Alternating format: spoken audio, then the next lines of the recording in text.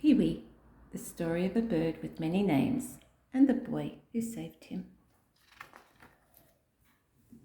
On a warm spring day, a baby bird with many names, Murray magpie, piping shrike, magpie lark, mudlark, and Pee-wee, needed help.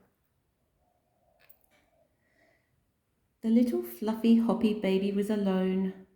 The boy was worried. He offered him shade. He gave him some water. He kept him safe from the ants. He hoped that the parents would return, but they didn't.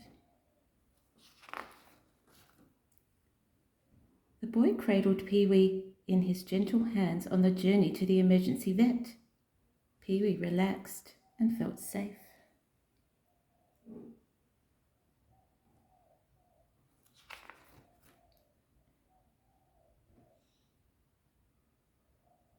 The boy told the vet that Pee-wee would remember him and return one day.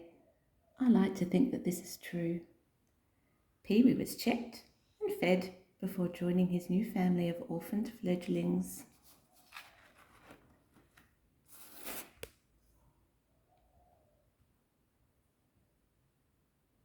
The end.